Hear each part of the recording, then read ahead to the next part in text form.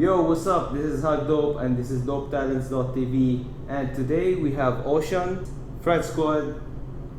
He is a dancehall dancer. We're gonna be doing an interview. We're gonna be going down on basic questions people usually ask, and we're gonna get answers to that through him. So first, wanna welcome you to Lebanon. Yeah, thank you. Yeah, you were here for Unity Moves. Yeah. You were giving a workshop. Yeah. It was a dope workshop. Whoever didn't come, hope to see you next time. Next time, maybe, yeah, if God wants. So, Oshean, tell us a little bit about your dancing background, how you started. Okay. I start like dancing. I start around like 5-7 years old, something like that. Like interested to dancing because back then I used to listen to music, but I wasn't dancing. My mom grew up in a music house, so I grew up in a music house. She used to play every type of style music, like salsa, hip hop, reggae, dancehall, merengue, oriental music, like every type of music my mom listened. So when I grew up around 8 years old, I start like with breakdance. Yeah. Yeah, 8 years old. From 8 to 11 years old, I start with breakdance. Then after that, around 12, I said to myself, I want to do something that look more like me because I'm born in South America, then I moved to Europe, and the background and the culture, the lifestyle is different. So I didn't want to lose myself in the European system. So I said to myself, yeah, there's a lot of hip hop dancer, but I want to do something that look more like me. So I choose dancer around 12 years old. Then since I go out, never stop. Yeah. What is your goal in dancehall? To be honest, my main goal in dancehall is to people who don't know dancehall at the most and the realest information to have about dancehall, because nowadays dancehall is everywhere on TV, social medias and all of that. So a lot of people lost themselves when they heard dancehall. It's not, I don't judge them or something like that. It's not a bad way, but it's like hip hop. Yeah, nowadays you have two sections. You have the ones who know real hip hop, like the real roots and everything, and you have the ones who just dance hip hop. So my goal in dancehall is to share my vibes and share the Jamaican culture the right way with people like you guys, like in the Middle East, Asia, and everywhere in the world. And the biggest goal is to make all of the Jamaican dancehall and the real dancehall dancers to make it to make it push forward, because this is a culture. It's not just a dance. Dancehall is a culture. If you go to a dancehall party, even the guy who sell food is dancehall. The guy who sell the cigarettes is dancehall. The DJ is dancehall. The girl who's standing over there and she's drinking, she's dancehall. So dancehall is the culture. It's the lifestyle that we live in the Caribbean islands and especially in Jamaica. So my main goal is to spread dancehall the right way, and maybe one day my people and the dancers from overseas can spread it too and make the next generation grow the right way and better. Mm-hmm. This is the main goal. So, dancehall is not. People usually, when they hear dancehall, they see the word dance, so they think it's just a dance. Mm-hmm. But in reality, just like you said, it's more than that. It's like reggae. Dancehall come from reggae, and reggae is Bob Marley back then when he came with the reggae, because before Bob Marley you have a lot of artists like Peter Touch and like some real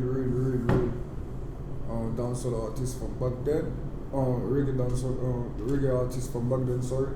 So it's when you hear dancehall, it's a lifestyle. It's like hip hop. when you hear hip hop nowadays, people just judge hip hop by the dance, but hip hop is the style first.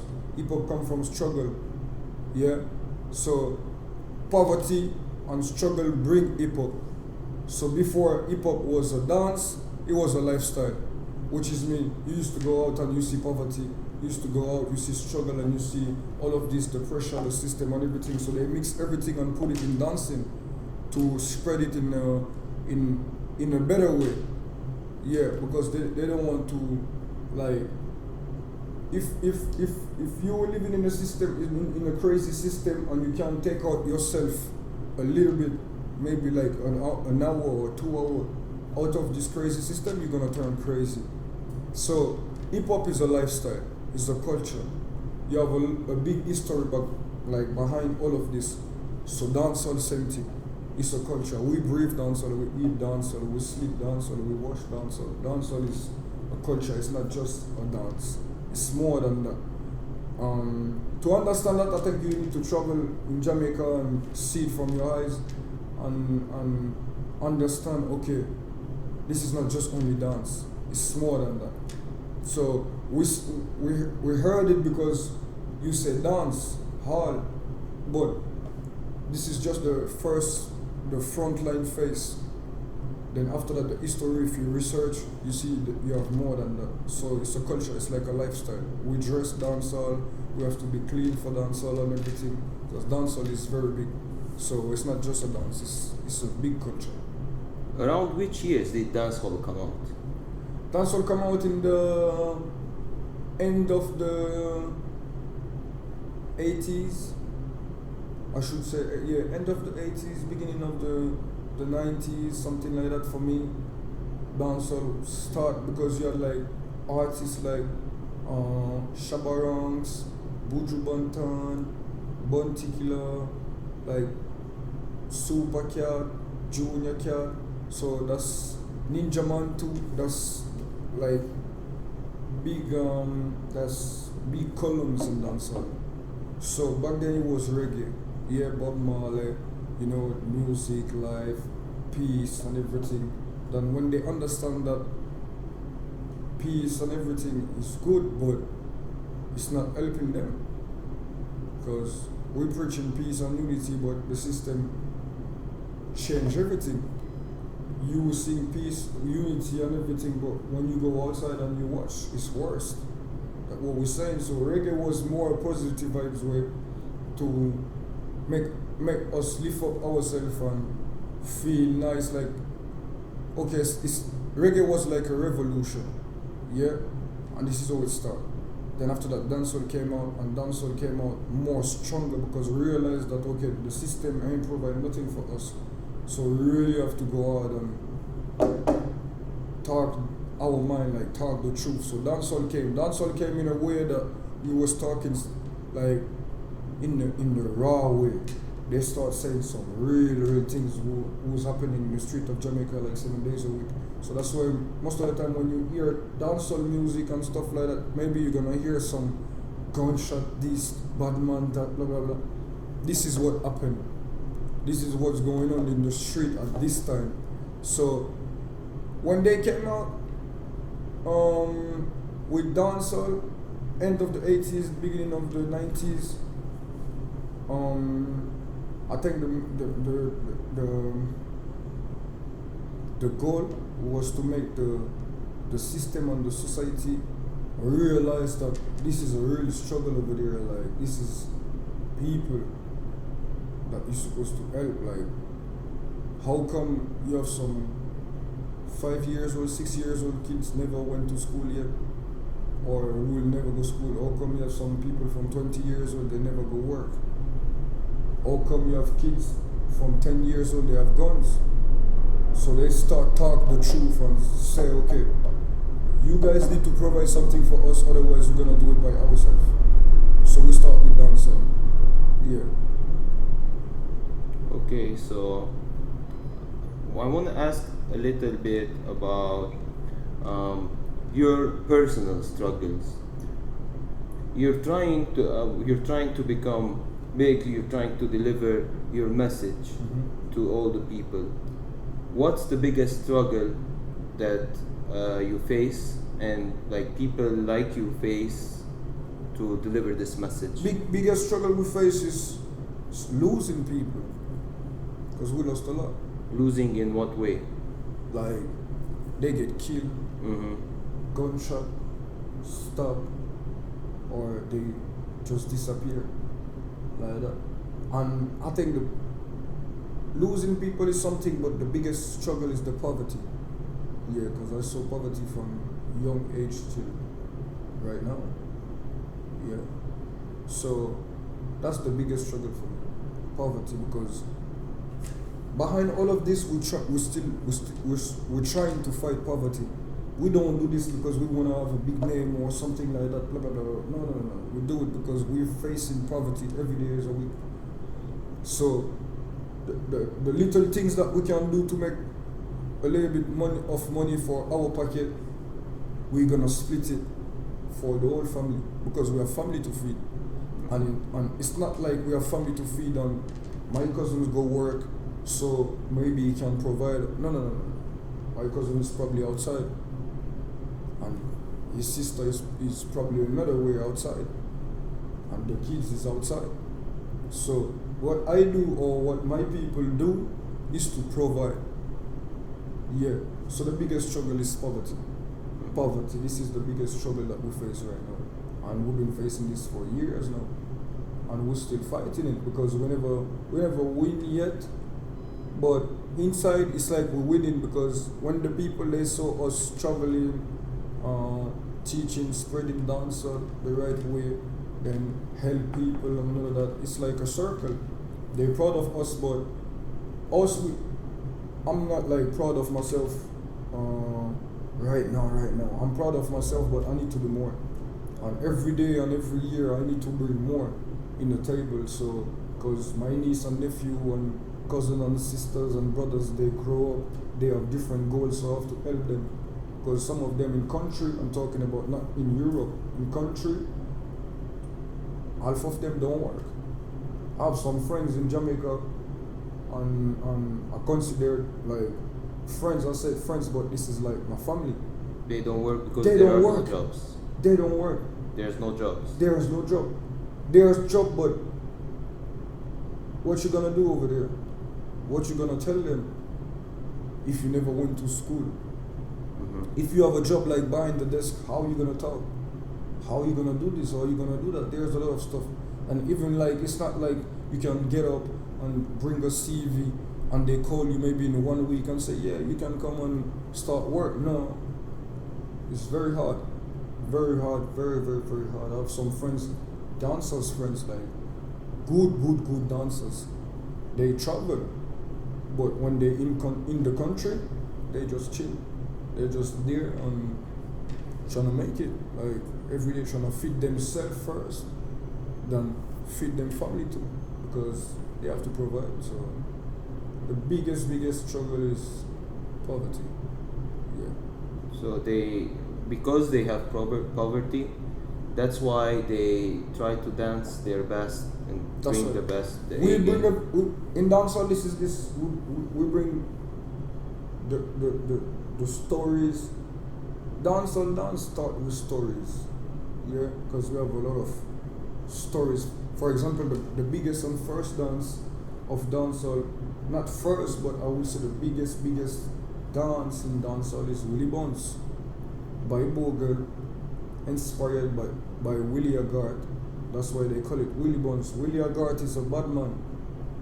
He don't used to really dance, but when he used to be with Bogle, you know, sometimes when you with a friend, even if you don't do it, you're gonna do it. So he start dance and everything, and Willie Bounce came out because one day he was doing this, just like this, chilling. Then Bogle came and said, okay, I'm gonna make this dance as a dance. So everything of a story. So we put all of our story in the dance. All the struggle, all the pain and everything, all the pressure in the dance. So what's the biggest struggle in dancehall scene? In the dancehall scene, I think it's not even just dancehall, it's Jamaica, because like I said, it's a culture and it's a lifestyle. So yeah, the biggest struggle is poverty, because we face poverty every day, because people don't really work. Like maybe in a family, maybe you have just one person who's working. So yeah, poverty is the biggest struggle in Jamaica, and this is what we face every day. That's why we go party and we do a lot of events, and we're trying to do a lot of stuff to make the money come in. And even like I make money today and I can give you tomorrow, then it's good. So yeah, we're trying to make the money come in so everybody can feel better, a little bit better for tomorrow, or bring food in the table or something like that, because it's not everybody who can afford it. So the biggest struggle in dancehall, not even dancehall, like I said, the biggest struggle in Jamaica is poverty. This is what we face here. And not even just Jamaica, in the Caribbean islands, the whole Caribbean islands, like you go Haiti, poverty, you go Cuba, another them places. So you have some places they look nice, but when you go deep inside or outside your hotel room, you will see the struggle and the poverty. So yeah. This is something people don't know. This is very good information, because what we see, what I used to think personally, me and I know a lot of people, we see the advertisements of what Jamaica is like, what Cuba is like, whatever. We only see the beach, we only see the good stuff. We never knew that there's struggle and poverty this much. We thought it's normal, it's okay, every country has it, but now we feel like no, there's more. Yeah, there's like the poverty is very strong in the Caribbean islands, especially in Jamaica and Haiti, very strong. Which is very weird, it's a touristic place. Is it? And it became more touristic, but you know poverty struggles and all of that is something that controlled by the system, and the system need that. So that's why they control it, because you know the system, if tomorrow they get up and say, okay, we do this, we do that, we do that, we do, everybody is better. Why don't they do it? Because this is how they control the people. So they want to control the people, that's why they live in them in poverty. That's why if tomorrow you're hungry, you don't have the money, but I have the money, and I tell you to go do this, you're gonna go do it, because you know after that I'm gonna give you money, or probably I'm gonna give you food. So you will go, you will not think. So this is how they control the people. If everybody is good, everybody's gonna like level up on everything, they're gonna feel better. That's why the system, they don't provide free school for kids, because they don't want the kids like level up or rise up or something. So this is the way they control them, and when they grow up, they know what they do. Because look, in Jamaica, and let me show you a story. The guns come from America. It's going in 80. 80 and Jamaica is maybe like 45 minutes, 1 hour boat or something like that from coast to coast. Yeah. So America, 80, Jamaica. Because there's no guns, there's no guns factory in Jamaica or Haiti. So where the guns come from? America. Why do they send them? So we can kill each other. That's it. Guns. Then South America is just right there. Cocaine. So Haiti and Jamaica is the middle line of all of that. Every day, every night, every minute. I'm talking right now, maybe there's maybe 20 shipment right now. Just like that. And you can have a gun easy. Like very easy. Tomorrow you have a problem. It's not like you're gonna wait. You have a license, you need a license or something. No. You go outside, you talk 20 minutes after you have your gun. Then you do whatever you want to do with it. Easy like that. But we don't have no guns factory. So the guns came from America. Why do they want you to kill each other? This is a deep question, bro. Yeah, this is a deep question. Only them can answer you about that. But you know, back then, slavery and everything, this is still slavery over there. So it's easier for them if you kill each other than they come kill you. Mm-hmm. Yeah. They give you the rum, very strong. They give you smoke. Some of them can handle it, and they give you guns. In the movie back then, in an American movie, they said, why did you think in Brooklyn, Harlem, Queens, every ghetto, every corner shop, you have a liquor store? And guns is legal in America. And every corner shop in Brooklyn, Harlem, Queens, everywhere in the ghetto, you have a liquor store in the corner shop. Why?